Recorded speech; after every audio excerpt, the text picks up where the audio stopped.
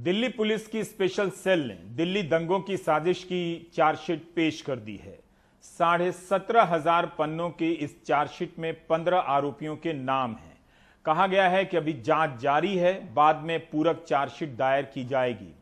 इनमें से एक सफूरा जरगर जमानत पर बाहर हैं।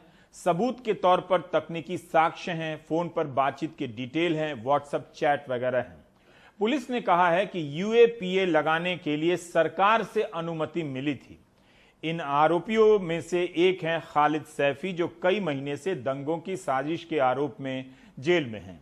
एफआईआर 59 में यूएपीए की धारा के तहत बंद किए गए हैं। उनकी पत्नी और वकीलों ने दिल्ली पुलिस पर शारीरिक उत्पीड़न का आरोप लगाया है।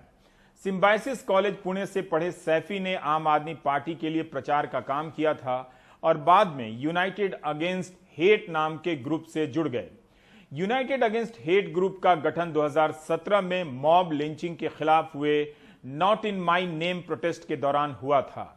इस ग्रुप ने सांप्रदायिक हिंसा के खिलाफ काम किया है। सैफी को 3 में से एक केस में 11 सितंबर को जमानत मिल गई है। वे फरवरी से जेल में हैं। नरगिस जी, आपके जो हस्बैंड हैं वो जेल में हैं और उन पर आरोप है कि उन्होंने दंगों में साजिश की और ये दंगे गढ़े जिसमें 54 लोगों से ज़्यादा लोगों की मौत हुई और बड़े सुनियोजित तरीके से उन्होंने इस पूरी साजिश को अंजाम दिया। आपका क्या कहना है उस पर? जब से वो इस सोशल वर्क में आए हैं तब से लेके आज तक का उनका ये रिकॉर्ड है कि उन्होंने कभी किसी के बारे में बुरा करना तो बहुत दूर की बात होती है, कभी बुरा सोचा भी नहीं है। जितने भी लोग हुए हैं, चाहे वो सुबोध कुमार हैं या कितने भी मॉब लिंचिंग वगैरह हुई हैं, उन सब के लिए उन्होंने उनसे जितना हो सकता था उन्होंने अपने तरीके से आवाज़ उठाई। फेसबुक से सोशल मीडिया से लेके ज़मीनी स्तर पे भी उन्होंने आवाज़ उठाई है। शायद उसी चीज़ का खामियाजा उनको भुगतना पड़ रहा है। आपको लग रहा है ये बदले की भावना के तहत कार्रवाई की जाए? जी बिल्कुल, ये सिर्फ सीए एनआरसी के जो विरोध में खड़े हुए थे लोग, उन लोगों को फंसाने के लिए ये सब करा जा रहा है। आपके हस्बैंड पर यह भी आरोप है कि फंड उन्होंने जो दंगों के लिए पैसे भी जो है उन्होंने अरेंज किए ताकि जो गोला बारूद, जो पिस्टल, रिवॉल्वर, पत्थर, पेट्रोल बम इकट्ठा किए गए, उन्होंने वो भी फंड किया। ये भी उन पर आरोप है, दिल्ली पुलिस ने लगाया है। ये सब झूठ है, सरासर गलत इल्ज़ाम लगाए उन लोगों ने। वो तो अभी इल्ज़ाम लगाए हैं ना, उनको वो प्रूफ भी तो करना होगा ना। हमारी सिंगल फैमिली है, मैं हूँ, मेरे 3 बच्चे हैं और मेरे हस्बैंड जो कि अंदर हैं 7 महीने से। तो हम लोगों के लिए कितना मुश्किल होगा।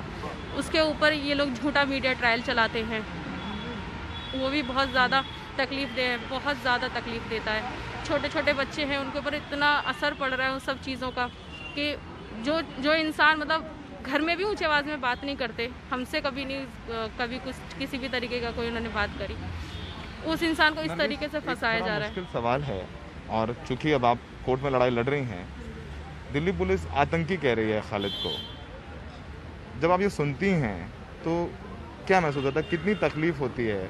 क्योंकि हमने देखा है खालिद को प्रोटेस्ट में भी भारत का झंडा लिए उनको देखा हमने कई बार। इसके बारे में मैं आपको क्या बताऊं, बस तकलीफ बहुत होती है।